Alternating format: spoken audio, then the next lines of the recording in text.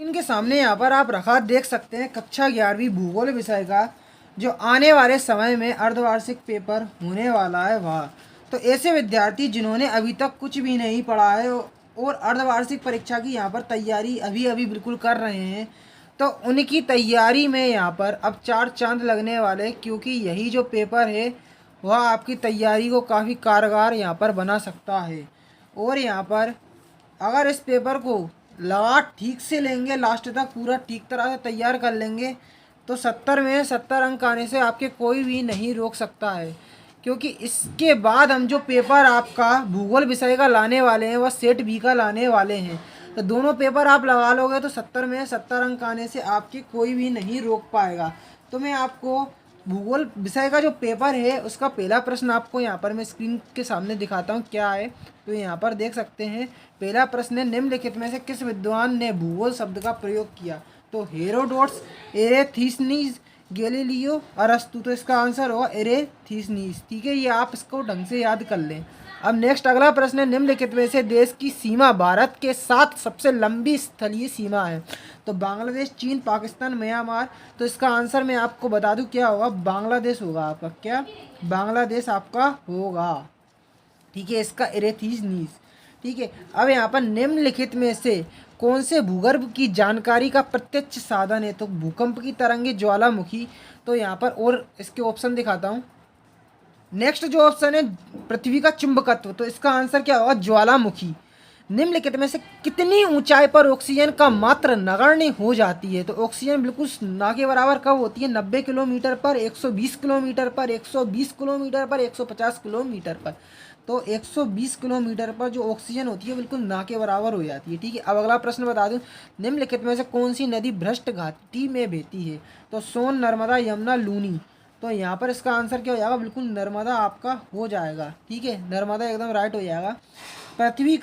पृथ्वी पर जीवन लगभग 4 अरब वर्ष पहले प्रारंभ हुआ था। तो यहाँ पर क्या आंसर हो जाएगा, यहाँ पर पृथ्वी के पर जो जीवन है लगभग 4 अरब वर्ष प्रारंभ हुआ था। ठीक है, यह आंसर हो जाएगा।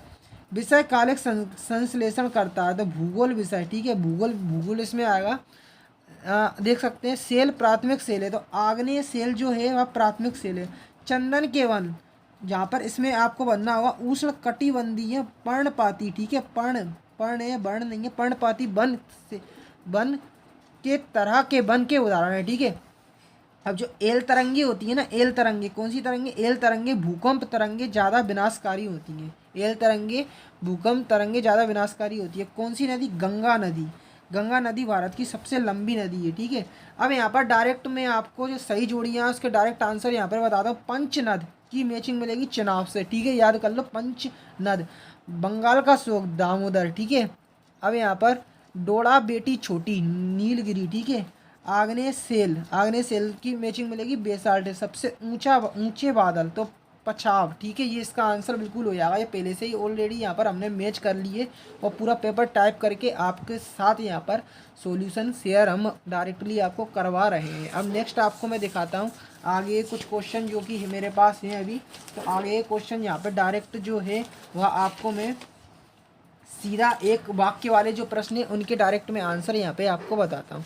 तो यहाँ पर देख सकते हैं पहला प्रश्न है कि किस अक्षांश पर 21 जून की दोपहर सूर्य की किरणें सीधी पड़ती हैं? तो 23.5 डिग्री उत्तरी अक्षांश पर। 23.5 डिग्री उत्तरी अक्षांश पर कौन सी गैस वायुमंडल में सबसे अधिक मात्राएं मौजूद है? तो नाइट्रोजन गैस। कौन सी गैस? Nitrogen gas. स्थल रूप विकास की किस अवस्था में अधोमुखी कटाव प्रमुख होता है? तो तरुण अवस्था में। कौन सी अवस्था में? तरुण अवस्था में। नंदा देवी जीव मंडल नीचे किस राज्य में स्थित है? तो उत्तराखंड में है। ठीक है, अब यहाँ पर भारत का क्षेत्रफल कितना है? तो 32 देख सकते हैं 3287263 वर्ग किलोमीटर है। भारत का क्षेत्रफल इतना है।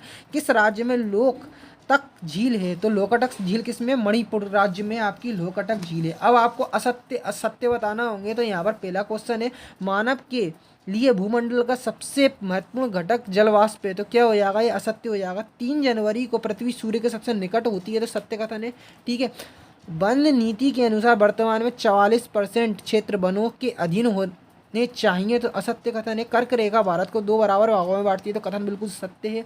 स्वर्ण और चांदी धातु खनिज के उदाहरण है, तो ये कथन क्या है, बिल्कुल असत्य है। ठीक है, अब भारत की लंबी तट रेखा के प्रभाव है, क्या प्रभाव है, तो आपको बताना है। ठीक है, अब आगे देख सकते हैं, अथवा में दिया है पश्चिमी तटीय मैदान पर कोई डेल्टा क्यों नहीं है। ठीक है, साइबेरिया के मैदान में वार्षिक तापांतर सर्वाधिक होता है क्यों। ठीक है, अथवा में देख सकते हैं, दिया है क्वेश्चन आपका, वायुमंडल से आप क्या समझते हैं, आपको बताना है। सेल से आप क्या समझते हैं, सेल के 3 वर्गों के नाम आपको बताना है। अथवा में देख सकते हैं, भूगर्भीय तरंगे क्या है, आपको बताना है। प्रायद्वीपीय भारत की कोई 5 प्रमुख नदियों के आपको नाम लिखना है। ठीक है, अब प्रवाह द्रोही किसे कहते हैं। ठीक है, सामाजिक वानिकी से क्या अभिप्राय आपको बताना है। वन्य जीव संरक्षण के 2 उपाय। ठीक है, भारत का अक्षांशीय और देशांतरीय विस्तार आपको लिखना है। ठीक है, भारत में नदियों को आपस में जोड़ने के सामाजिक लाभ और सामाजिक आर्थिक लाभ क्या है, आपको बताना है। भूकंप के 2 प्रकारों को आपको समझाना है। अब यहाँ पर देख सकते हैं, वर्ण के प्रकारों के नाम आपको लिखना है, वर्ण के प्रकारों के नाम लिखना है। ठीक है, सापेक्ष आर्द्रता की व्याख्या करना है। अथवा में देख सकते हैं, क्वेश्चन है, ओस किसे कहते हैं। पृथ्वी पर तापमान का आसमान वितरण किस प्रकार जलवायु और मौसम को प्रभावित करता है। ठीक है, अथवा में देख सकते हैं, वायुमंडल के संगठन की व्याख्या आपको करना है। बादल कैसे बनते हैं, बादलों का वर्गीकरण कीजिए। वायुमंडल की संरचना का नामांकित चित्र आपको बनाना है।